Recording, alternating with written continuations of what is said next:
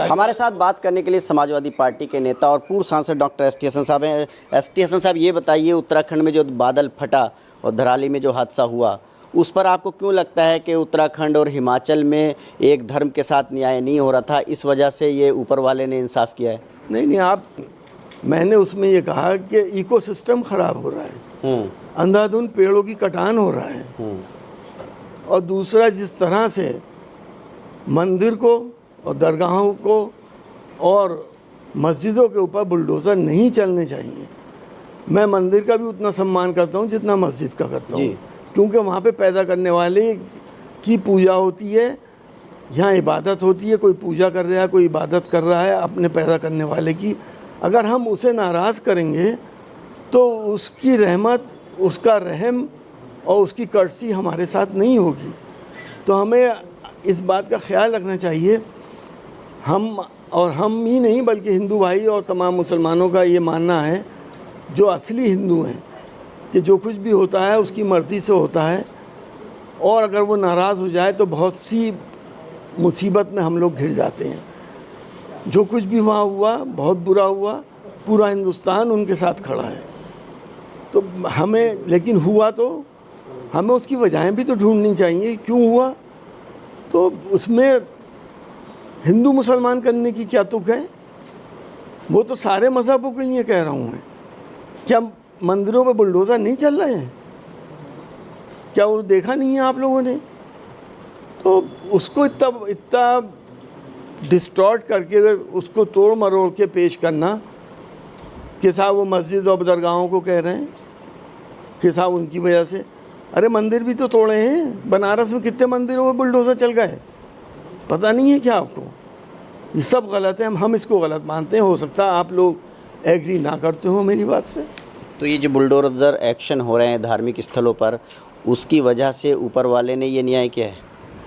देखिए, उसका रहम ख़त्म हो गया। जब आप किसी मुसीबत में आते हैं तो आप क्यों मंदिर में और मस्जिद में जाके ऊपर वाले से भीख मांगते हैं कि मुझे बचा लो, मेरे साथ इंसाफ करो, मेरी मदद करो? सब करते हैं, लेकिन टीवी पे कहने से बचते हैं। ये कहाँ का ईमान और ये कहाँ का धर्म है? लेकिन धराली के लोगों का इसमें क्या है? सरकार चला रही है बुलडोज़र, चाहे उत्तराखंड सरकार का बुलडोज़र हो या किसी और सरकार का। जो वहाँ के नागरिक थे जिनकी मौतें हुई हैं, उनका उसमें क्या है जो आप कह रहे हैं कि ऊपर वाले ने न्याय किया तो नीचे वाले कुछ नहीं कर सकते? देखिए, न्याय नहीं, उसका रहम नहीं आया। ऊपर वाले का रहम नहीं हुआ। अगर उसका रहम होता तो कुछ भी नहीं होता। अफसोस है हमें जो कुछ भी हुआ वहाँ पर। हमने इसीलिए इस बात को कहा है कि किसी भी धार्मिक स्थल का अपमान नहीं होना चाहिए, भले से आप खाली करा लो। तो हिमाचल और उत्तराखंड में आपको लगता है कि धार्मिक स्थलों का अपमान हो रहा है, धर्म विशेष के साथ इंसाफ नहीं हो रहा? नहीं, धर्म विशेष की बात कब कर रहा हूँ मैं? फिर आपने घुमाई बात। जो आपका बयान है उस पर आप कायम हैं? मैं तो सभी के लिए कह रहा हूँ। जो आपका बयान है उस पर आप कायम हैं? हाँ, बिल्कुल कायम है कि हमें ऊपर वाले को मनाना चाहिए। हमें चाहे हिंदू हो, मुसलमान हो, सिख हो, ईसाई हो, सबको उसको मनाना चाहिए। लेकिन भाजपा के नेता अब इस पर हमलावर हैं, आपके बयान को जो है विवादित बता रहे हैं। भाजपा ने तो हमेशा हिंदू मुसलमान वाली राजनीति करी है, धर्म की राजनीति करी है।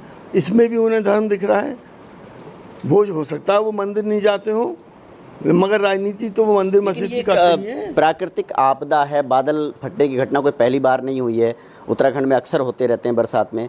तो आपको क्यों लगता है मंदिर मस्जिद से जोड़ करके, बुलडोज़र से जोड़ करके क्यों लगा आपको? देखिए, आपदाएं क्यों आती हैं? क्या दुनिया में जो कुछ भी होता है ऊपर वाले की मर्ज़ी से नहीं होता? क्या आप ये मानते हैं? प्रकृति क्या होती है, नेचर क्या होती है? आप यहाँ तो ये बात कर रहे हैं माइक के ऊपर, और वहाँ पे आप जाके सजदे में पड़े हुए हैं। आप जा मंदिर में माथा टेक रहे हैं कि भगवान मुझे बचा लिए। तो वो बचाता नहीं है क्या? अगर आप उससे दिल से मांगते हैं तो वो पूरी नहीं करता क्या आपकी ख्वाहिश? तो खुश नहीं था ऊपर वाला, मतलब? जाहिर है, इतनी ख़तरनाक आपदा आ गई तो उसकी नाराज़गी से ही आई है।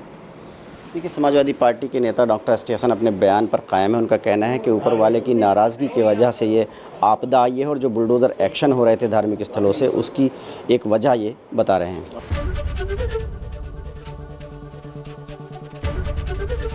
ABP गंगा, खबर आपकी, जुबान आपकी।